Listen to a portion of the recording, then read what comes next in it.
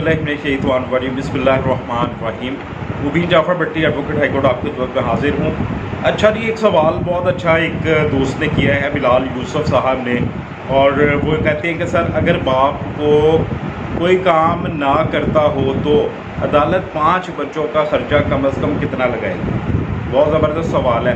इनके 5 बच्चे हैं और 5 बच्चों के अलावा अगर इनका एक बच्चा भी हो या 10 बच्चे भी हों या 2 बच्चे भी हों, उसके हवाले से जनाब बात करेंगे। आज सवाल बहुत अच्छा इसलिए है कि मैंने पहले एक तरीक़ेकार आपको बता दिया हुआ है कि अदालत जो है वो किस तरह से ख़र्चे का तयन करती है, यानी बाप कितना ख़र्चा देगा। आप क्योंकि मुख्तलिफ़ केसेस में जो बच्चों का ख़र्चा होता है, नाबालगान का, माइनर्स का, चाहे वो बेटी हो या बेटा हो, उनके मुख्तलिफ़ जो हैं वो ख़र्चे लगते हैं। मतलब किसी बच्चे का ख़र्चा माहाना 5000 भी हो सकता है, किसी बच्चे का माहाना ख़र्चा 2000 भी हो सकता है, और किसी बच्चे का माहाना ख़र्चा 50,000 भी हो सकता है।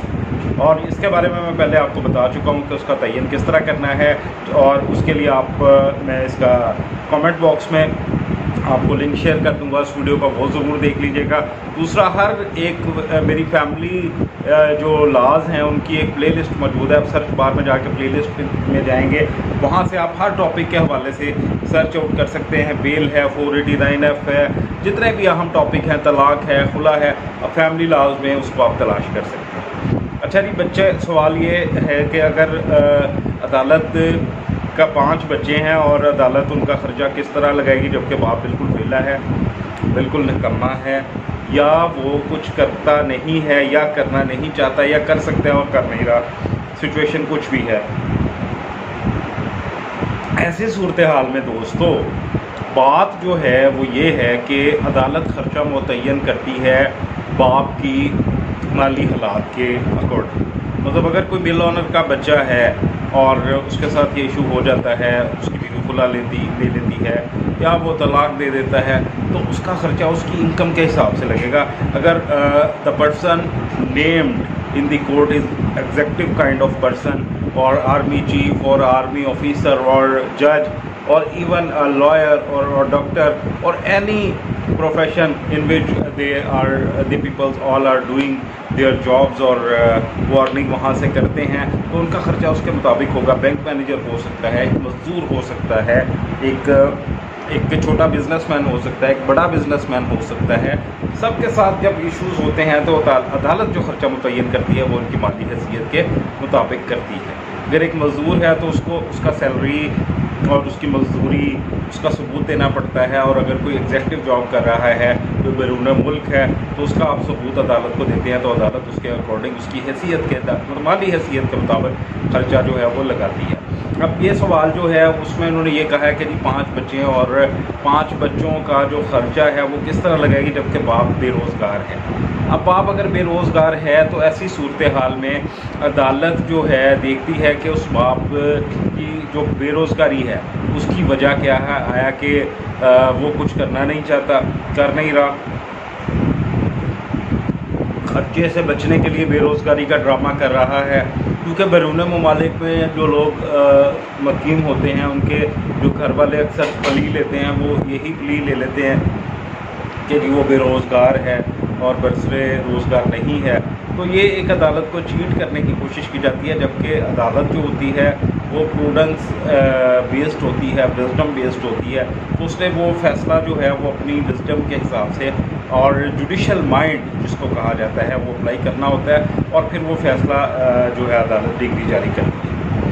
अब अगर किसी के पास कोई काम नहीं है, या बिज़नेस फ्लॉप है, या वो मज़दूरी करता था, मज़दूरी नहीं है, या वो कहीं पे जॉब करता था, वो इदारा ख़त्म हो गया, सिचुएशन कुछ भी हो, अदालत जो है जब ये वो साबित कर देगा कि जी मेरा काम जो है, या उसका वकील साबित कर देगा कि इस बंदे की बेरोज़गारी यकीनी है, सर्टन है, और उसकी कोई ऐसी वजह नहीं है कि ये इसका हाथ उसके पीछे, वो इस खर्चे से बचने के लिए 5 बच्चों के, तो जनाब ऐसी सूरत हाल में जो दादा होता है, बच्चे का दादा है, उसकी माली हैसियत को देखा जाएगा। जब उसकी माली हैसियत देखी जाएगी तो वो ख़र्चा जो है वो दादा को पे करना पड़ेगा उन बच्चों का। अब उन बच्चों का जो ख़र्चा है वो बेटा है, तो age of poverty, age of majority, age of poverty और एज ऑफ मेजॉरिटी मींस जो हमारा कॉन्स्टिट्यूशन है अलाउ करता है कि जब तक कोई उम्र 18 साल तक की उम्र को नहीं पहुंच जाता वो बच्चा बालग नहीं कहलाता। हमारे कानून के मुताबिक कुछ ममालिक में ये उम्र 16 साल भी है और कुछ ममालिक में 15-14 साल भी है। क्योंकि हमने कॉन्स्टिट्यूशन को मंशूर को फॉलो करना है तो 18 साल तक बच्चे की, बेटे की, नरीना औलाद की और शादी होने तक बच्ची के अखराजात जो हैं वो एक बाप को बर्दाश्त करने पड़ेंगे और वो ख़र्चा उसको देना पड़ेगा उसकी माली हैसियत के मुताबिक वो। और उसमें इंक्रीमेंट हर साल अदालत लगा देती है। और अगर मतलब फ़र्ज़ करें कि किसी का कोई बिज़नेस वो साबित करने में कामयाब हो जाता है कि नहीं है और वो अदालत उसका कम खर्चा लगा देती है और बाद में वो इस्टेब्लिश हो जाता है कि उसका बिज़नेस है, तो उस सूरत में भी खर्चे का इंक्रीमेंट जो है फिर उसके माली हैसियत के मुताबिक लगेगा। लेकिन औलाद बेरोज़गारी है तो फिर दादा खर्चा देगा। और अगर फ़र्ज़ करें किसी केस में दादा भी नहीं है तो फिर बाप की जो वरासती जायदाद होती है उसको मद्देनज़र रखते हुए अदालत जो है वो मुतय्यन करती है ख़र्चा। और ख़र्चा जो देना है वो लाजिम होता है औलाद का किसी बाप के ऊपर, क्योंकि कोई भी बंदा अपनी ज़िंदगी बग़ैर रोज़गार के नहीं गुजार सकता। ये एक सुनहरा सेटल्ड लॉ है, असूल है, उसको अदालत फॉलो करती है। और उम्मीद है आपको ये टॉपिक पसंद आया होगा। इससे गाइडेंस होती है दूसरे लोगों की भी और दूसरे लोगों के साथ भी इस वीडियो को शेयर करें। हमारे साथ कानूनी मशवरा करने के लिए आप नीचे दिए गए व्हाट्सएप नंबर पर 5 बजे से शाम 7 बजे तक रब्ता कर सकते हैं। और उसके अलावा अगर आपको हमारी कानूनी खदमात फैसलाबाद, रावलपिंडी, टोपा, गोचरा में चाहिए तो हमारी लॉ फर्म जो है उसको बड़े अच्छे तरीके से डील करती है। इवन सियालकोट, चकवाल, रावलपिंडी में भी हमारे पास केसेस मौजूद हैं। इस तरह की सिचुएशन में हम एक ही तारीख ले लेते हैं हम तमाम केसेस की, उन तमाम शहरों की, और उसको जाके हम बाकायदा अटेंड करते हैं। और हमारी जो विनिंग परसेंटेज है उन केसेस की वो 2020 में 99% रही। तो जनाब कानूनी मशवरा और हमारी कानूनी खदमात हासिल करने के लिए भी आप हमसे रब्ता कर सकते हैं। मुबीन जाफ़र भट्टी एडवोकेट हाई कोर्ट को इजाज़त दीजिए। अपना बहुत सारा ख्याल रखिएगा। अल्लाह हाफ़िज़।